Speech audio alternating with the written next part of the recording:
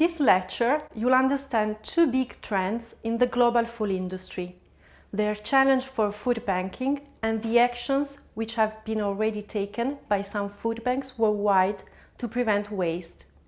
The first trend is the recognition of the value of partnerships between the public, business, and non-profit sectors.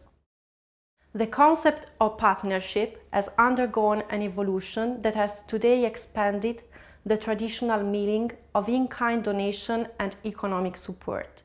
These contributions continue to be essential, but the business sector, for example, seeks more and more integrated partnerships that also include the involvement of employees to build a stronger bond both with the food bank and the community. In our modern world, we are interconnected and interdependent from an economic, social, cultural, and also environmental point of view.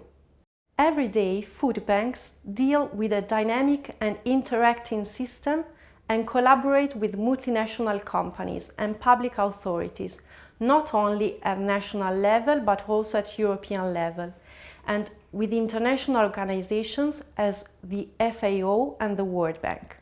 Today, in more than 55 countries, over 1,300 food banks daily provide food to more than 120,000 charitable organizations that assist almost 60 million deprived people. These food banks belong to four main networks: Feeding America in the USA, the European Federation of Food Banks, the Global Food Banking Network, and the Food Banking Regional Network. This first trend requires a new approach.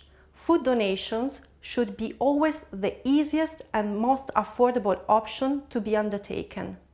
Therefore, the food banks need to prove to be reliable and transparent, to have a business mindset, and to speak the same language of the private sector.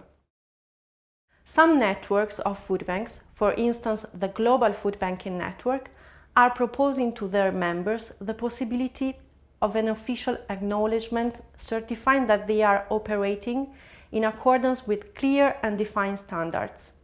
In this way, they will demonstrate to stakeholders that they are reliable players. Moreover, the food banks in Australia assess their impact and the social return on investment of their activity. Their estimates of social return on investment is $23 for each kilogram of food distributed. The social return on investment increases up to $110 for every kilogram of food distributed to children. The second trend regards innovation and digital technologies. Digital transformation is part of everyday life and involves changes in the interaction between the producer and the consumer. Moreover, social networks promote the exchange of ideas in real time and the opportunity to amplify every kind of experience. This trend poses a technological challenge to food banks. Technology leads to a constant visibility that requires timely and integrated communication and marketing strategies to ensure the sustainability of the model of food banks. There is therefore a need to develop the current organizational model with creativity and rapidity. In UK, FareShare, in collaboration with Tesco, launched Food Cloud. It is an IT system with the aim of fostering the partnerships between retailers and charitable organizations to ensure that surplus food goes to those who need it.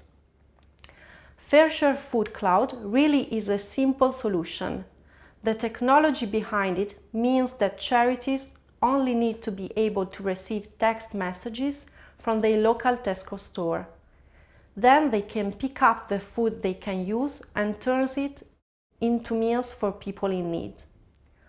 Also, Food Forward, the food banks in South Africa, launched a similar virtual food banking platform. These two trends clearly show how the public, business and non-profit sectors should work in close collaboration worldwide with the support of digital technologies and the development of innovation. This positive cooperation can make a real contribution to the achievement of the Sustainable Development Goals of the United Nations, in particular the SDG 12.3, by 2030 halve per capita global food waste at the retail and consumer levels, and reduce food losses along production and supply chains, including post-harvest losses.